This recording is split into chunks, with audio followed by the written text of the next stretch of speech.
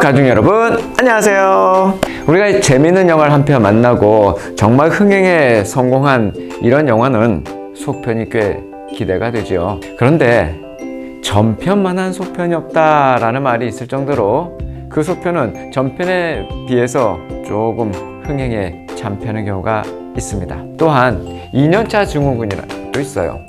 2년차 증후군. 신인 때는 잘 나가던 운동선수가 2년차에는 기대에 부응하지 못할 때 쓰는 말이 바로 2년차 증후군이라고 하죠. 이것을 우리는 통칭해서 소포모 징크스라고 합니다. 소포모는 대학 2학년을 뜻하는 것이거든요. 우리는 부진한 2년차라는 말로 쓰고 있는데요. 다양한 방면에서 그 쓰임새가 참 넓습니다. 우리나라의 이런 대표적인 징크스는 뭐가 있을까요? 이것이죠. 미역국을 먹으면 시험에서 떨어져. 산모의 어혈을 풀어주고 모유가 잘 나오게 하는 이런 탁월한 효능이 있다고 해서 미역국은 예전부터 산모가 아주 출산 후에 즐겨 먹는 대표 음식이었죠. 그런데 이 좋은 미역국이 언제부턴가 미역국을 먹었다라는 관용구로 사용되면서 엉뚱하게도 시험에 낙방했다라는 의미로 쓰이고 있다는 사실. 여기에는 서글픈 우리나라의 역사가 들어있습니다. 1907년 8월 1일입니다. 1907년 8월 1일은 서울 동대문 밖에서 훈련이 있었어요. 그때 군부 협판 한진창이라는 사람이 병사들을 집합시켰는데 그때 군대 해산 소칙을 낭독한 사건이 발생합니다. 일본 헌병들이 중무장한 채 둘러섰고 조선의 병사들은 그 자리에서 그야말로 난데없이 강제 해산되고 말았어요.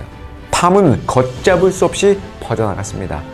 그 소식을 들은 황실 근위부대 제1대 대장 박승환 참령이 격분한 나머지 권총으로 자결을 합니다.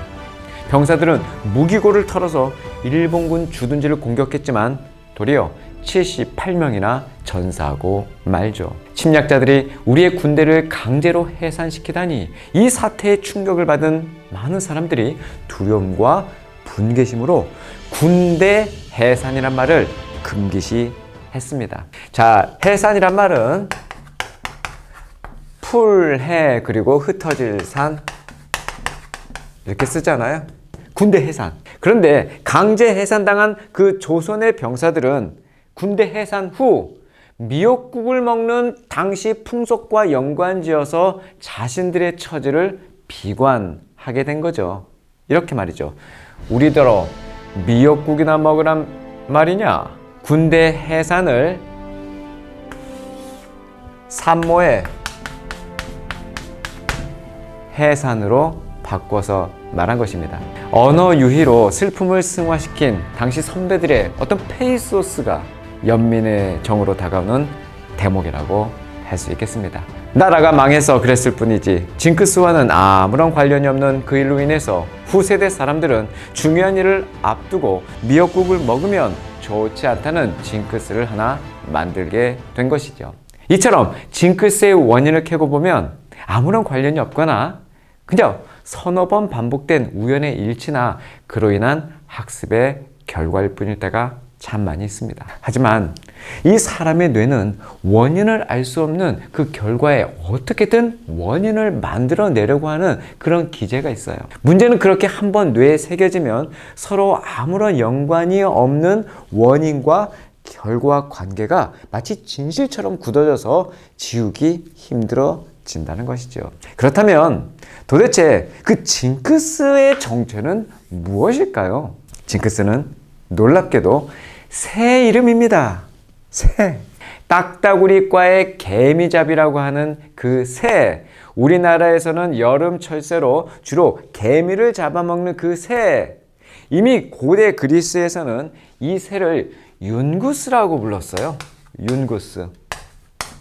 마술을 부를 때 사용했다라는 기록도 나옵니다. 당시 부르던 그 새의 이름이 현재 학명인 징크스가 됐다는 사실. 뭔가 깨름칙한 이 새와 엮이지 않는 비결이 있을까요? 이 징크스와 엮이지 않았으면 참 좋겠는데 의외로 간단합니다. 하늘을 보면 됩니다. 마태복음 6장 26절에 예수님께서 이런 말씀을 하셨어요. 공중에 나는 새들을 보라. 씨를 뿌리지도 않고 창고에 쌓아두지도 않지만 하늘에 계신 너희 아버지께서 먹이신다. 저 새들을 봐라. 너희는 저 새들보다 얼마나 더 귀하냐. 나무나 전봇대에 줄에 걸터 앉아서 쉬고 있는 새를 보라고 하지 않았습니다. 공중을 나는 새를 보라고 했어요. 어떻게든 잘 될 거야 라는 식의 그냥 막연한 낙관론에 빠지지 말라는 거예요. 또 될 대로 되라 라는 식의 비관적 운명론에도 빠지지 말라는 것입니다. 우리는 새보다 존귀한 존재다. 징크스에게 잡혀 먹힐 수 없는 존재다. 징크스는 개미만 잡아먹을 뿐이다. 누가복음 12장 24절에는 예수님께서 그 새들을 더 구체적으로 말씀하십니다. 까마귀들을 생각해보라. 심지도 거두지도 않고 창고도 곳간도 없지만 하나님께서 그것들을 먹이신다. 그런데 너희는 새들보다 얼마나 더 귀하냐 이렇게 말씀하죠. 누가복음은 그 공중의 새가 정확히 까마귀라고 말하고 있습니다. 어떤 초등학생들의 대화를 한번 들어보시겠어요? 야, 너 까마귀가 무슨 뜻이게? 까마귀는 말이야, 마귀가 까마면 까마귀야. 그러면 마귀가 넷이면 사마귀냐? 까마귀가 도대체 무슨 뜻일까요? 까마귀의 어원은 가마고리에서 왔어요. 가마고리. 이 가마고리는 가마가 검다라는 뜻입니다. 이게 검다라는 뜻이에요. 고리가 새라는 뜻이에요. 그러면 당연히 무슨 뜻이에요? 예, 검은 새라는 뜻이죠. 검은 새. 얼굴이 까맣거나 혹은 기억력이 안 좋아서 잘 까먹는 사람들한테 우리가 자주 비유되는 새, 까마귀는 놀랍게도 성경에 자주 등장합니다. 홍수 이후에 노아의 방주에서 내보냈지만 비둘기와는 달리 돌아오지 않는 새로 등장했죠. 또 율법에서는 금지한 부정한 음식으로도 등장했습니다. 또 아버지와 어머니를 조롱하는 자식의 눈을 파내는 아주 무서운 새로도 등장했어요. 뿐만 아니라 주의 자녀와 대비되는 하찮은 존재로 등장하기도 합니다. 베드로 아시죠? 이 베드로가 욥바에 머물러 있었을 때 음식이 준비되기 전에 환상을 하나 보게 됩니다. 그때는요, 로마의 이탈리아 부대 백부장이었던 고넬료를 만나기 전이었어요. 그때 하나님께서 그 음식에 대한 환상을 보여주신 거예요. 이런 환상입니다. 하늘이 열립니다. 그리고 큰 보자기 같은 것이 내 귀퉁이가 묶여서 땅으로 쑥 내려옵니다. 그 안에는 온갖 종류의 네 발 가진 짐승들과 땅에 기어다니는 것들과 공중의 새들이 들어있는 거예요. 그때 이런 음성이 들립니다.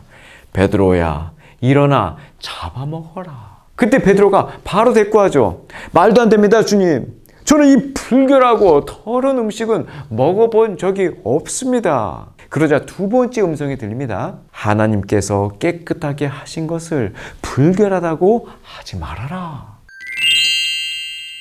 전능하신 하나님께 도구로 선발되어서 불의 선지자를 살려낸 축복의 통로가 된 그 새가 바로 까마귀가 아닙니까? 너는 여기를 떠나 동쪽으로 가서 요단강 앞 그릿 시냇가에 숨어 지내어라. 그리고 너는 그 시냇물을 마셔라. 내가 까마귀들에게 명령해 거기 있는 내게 먹을 것을 가져다 주게 하겠다. 하나님께 쓰임받은 까마귀를 존 스토트 목사는 이렇게 말했습니다. 믿음의 새. 만약 엘리야가 까마귀가 주는 그 빵과 고기가 구질구질하다고 거부했더라면 훗날 블록버스터급의 그 영적 결투인 갈멜산의 그 850대 1이 가능했을까요? 하나님은 당신의 선지자를 만사형통 일사천리로 다루지 않으셨습니다. 그릿 시냇가로, 호렙산으로, 때로는 로뎀 나무로 쫓겨다니게 하셨고, 때로는 까마귀와 과부를 동원하셔서 어찌 보면 구차하게 연명시키셨어요. 엘리야는 보는 대로 살지 않았습니다. 느낌대로도 살지 않았습니다.